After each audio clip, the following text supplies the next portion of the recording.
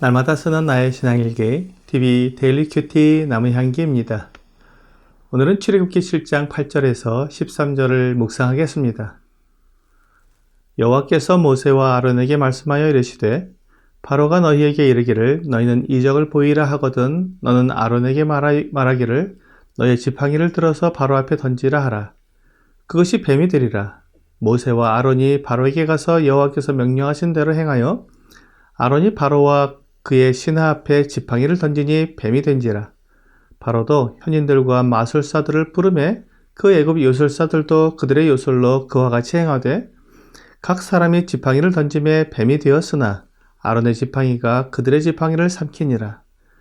그러나 바로의 마음이 완악하여 그들의 말을 듣지 아니하니 여호와의 말씀과 같더라.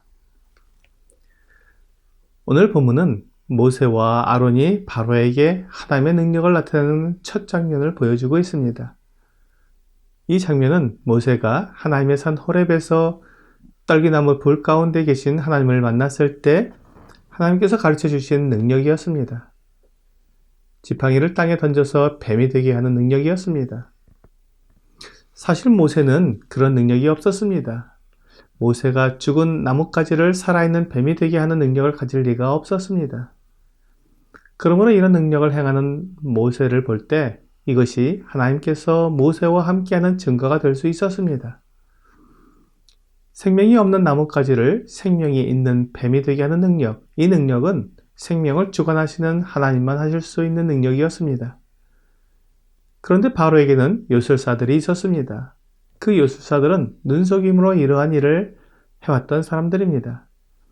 그들이 이런 능력을 가진 것은 생명을 주관하는 능력이 있기 때문에 가능했던 것이 아니었습니다.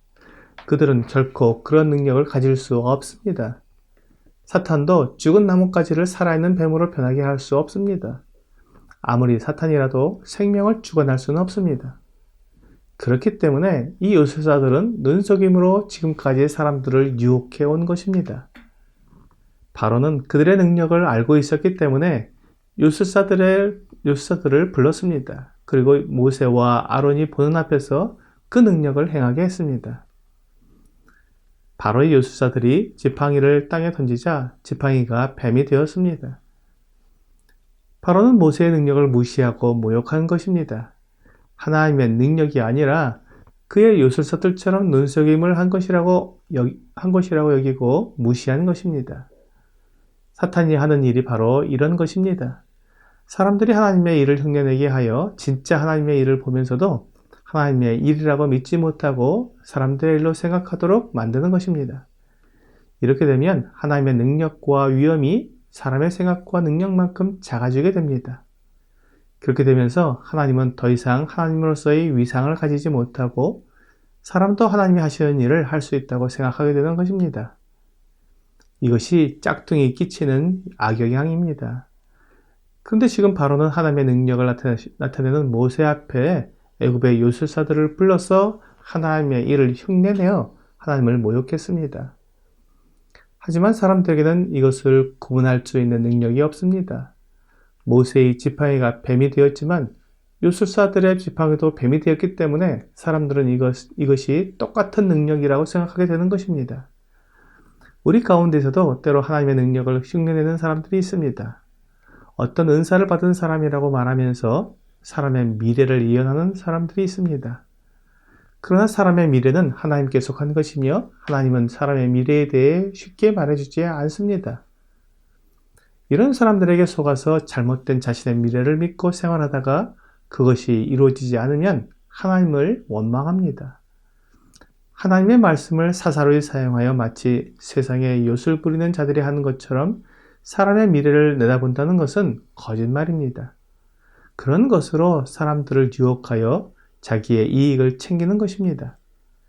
하나님을 믿는 것은 이렇게 점쟁이가 하는 듯한 것을 믿는 것이 아니라 하나님께서 그 이름으로 약속하신 하나님의 말씀을 믿는 것입니다. 하나님의 말씀을 읽으면 이 세상의 마지막이 어떻게 될지 분명히 알 수 있습니다. 모든 사람은 그 마지막에 하나님의 말씀에 기록된 대로 하나님의 심판 자리에 서게 될 것입니다. 요한계시록 20장 12절은 또 내가 보니 죽은 자들이 큰 자나 작은 자나 그 보좌 앞에 서 있는데 책들이 펴 있고 또 다른 책이 펴졌으니 곧 생명책이라. 죽은 자들이 자기 행위를 따라 책들에 기록된 대로 심판을 받으니 라고 말씀하고 있습니다. 하나님께서 약속하신 것은 모든 사람이 다 하나님의 심판의 자리에 나와 자기 행위를 따라 심판을 받게 된다는 것입니다. 내가 어떻게 살았는지 그 모든 행위를 기록한 책을 통해 공의롭게 심판을 받게 될 것입니다. 이것이 모든 사람의 미래입니다. 성경에 기록된 모든 사람들의 미래에 관한 말씀 외에 사사로이 사람의 미래를 예언하는 사람들은 하나님의 말씀 외에 다른 것을 가르치는 사람들입니다. 그런 짝퉁을 믿게 되면 하나님의 말씀과 하나님의 능력을 보아도 그것을 믿지 못하게 됩니다. 짝퉁이 아무리 그럴듯해도 진품 앞에서는 아무런 능력을 나타내지 못합니다. 바로의 요술사들이 지팡이를 던져 뱀이 되게 하자 아론의 지팡이가 요술사들의 지팡이를 삼켜버렸습니다. 하나님의 능력을 흉내내는 짝퉁은 하나님의 능력 앞에서 아무 능력도 나타낼 수 없습니다. 사도행전 19장에는 바울이 하나님의 능력을 나타내자 그것을 흉내낸 유대인들이 나옵니다. 그 중에 유대인의 한 제사장 스게와의 7 아들들도 바울을 흉내내었습니다. 14절에서 16절에는 유대인의 한 제사장 스게와의 7 아들도 이 일을 행하더니 악기가 대답하여 이르되 내가 예수도 알고 바울도 알거니와 너희는 누구냐 하며 악기 들린 사람이 그들에게 뛰어올라 눌러 이기니 그들이 상하여 벗은 몸으로 그 집에서 도망하는지라 라고 말씀하고 있습니다. 만일 스게와의 7 아들들이 진품이었다면 악귀에게 아무 능력도 행하지 못하고 도망하는 일은 일어나지 않았을 것입니다. 그들에게는 참 능력이 없었습니다. 다만 짝퉁으로 흉내를 낸 것입니다. 이런 일을 보면서 사람들은 하나님의 능력에 대해 오해를 하고 기적에 대한 오해를 하게 됩니다. 하나님께서 사람을 통해 기적을 행하시는 것은 하나님의 영광을 나타내기 위한 때이거나 그 사람이 하나님께서 보낸 사람임을 드러내야 할 중요한 때에만 기적을 보여주십니다. 그런 일이 아니라 일반적인 일에 기적을 나타내지 않습니다. 하나님의 진품은 하나님의 말씀인 성경에 있습니다. 오늘의 적용 질문을 보겠습니다. 나는 하나님 앞에서 다른 사람을 흉내내거나 눈속임을 하는 짝퉁의 삶을 살고 있지는 않습니까? 어떻게 해야 하나님과 진실한 교제를 나누며 진품의 삶을 살 수 있을까요? 짝퉁은 하나님의 말씀을 벗어납니다. 하나님의 말씀을 교묘히 벗어나 자기의 능력과 자기의 지혜를 자랑합니다. 진품은 오직 하나님의 말씀뿐입니다.